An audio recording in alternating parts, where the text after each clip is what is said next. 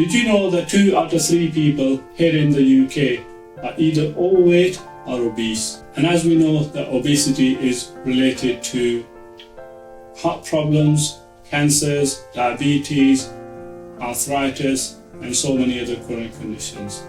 If you want to know how to reduce this risk and be in those 30% of people who are not overweight, and how you could do this in 3 simple steps, please stay tuned. My name is Dr. Zulqarnain Ahmed. I'm a GP in Bolton, and I make videos about health, productivity and lifestyle. Welcome to the channel.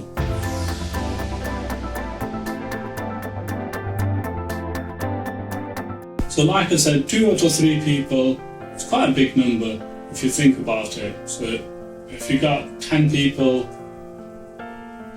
in a room, then that means at least 3 people are healthy, and then 7 of those people are either overweight or obese. And if you want to be one of those fortunate 3 people out of 10, then you could do this in 3 simple ways.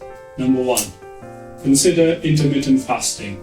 Intermittent fasting is good for you, and there are various ways of doing intermittent fasting, but one of the common ways is called time-restricted eating, where you eat all your calories within a sort of 12-hour window. So for example, you eat your first meal of the day, which is usually a breakfast, at 8 o'clock in the morning, and you don't eat anything after 8 o'clock in the evening. And then slowly over a period of time, you reduce this window to roughly about 8 to 10 hours, and then you don't eat for another 14 to 16 hours. So if you could do that on a regular basis, then that would really help you lose weight, and it would also reduce your insulin level, which will also improve your cardiovascular health as well.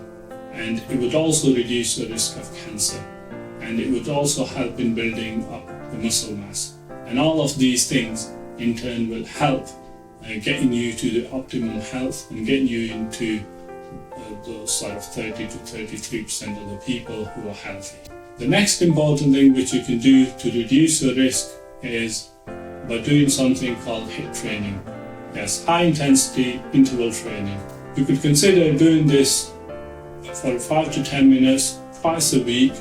It could easily be done at home or in a gym if you are a member. You could do it on an exercise bike, or you could do it on a treadmill, or you could do it at home in the form of simple exercises like jumping jacks, squats, anything like that which you find it easy to do, and that would also help reduce the risk of cancer and all these other chronic diseases by reducing your weight and reducing the amount of fat around your belly, which is usually the main culprit in causing the problems like chronic diseases and diabetes and all the other problems which are associated with that. The third important thing which you can do to reduce the risk of cancer, cardiovascular disease and all these chronic diseases by reducing the amount of refined carbohydrates which you have. So that would include foods like rice, bread, pasta, and all these fizzy drinks, and it would also include alcohol as well, again because that's anti-calories. And if you could reduce the amount of carbohydrate, that would also help you reduce weight.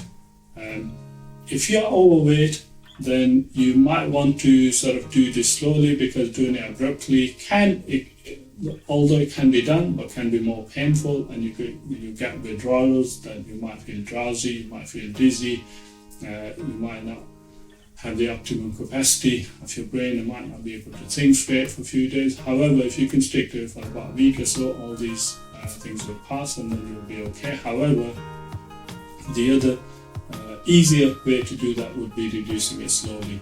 And you want to, if you're really serious about the weight loss, then you might want to reduce your carbohydrate intake to about 50 grams a day, or 50 to 60.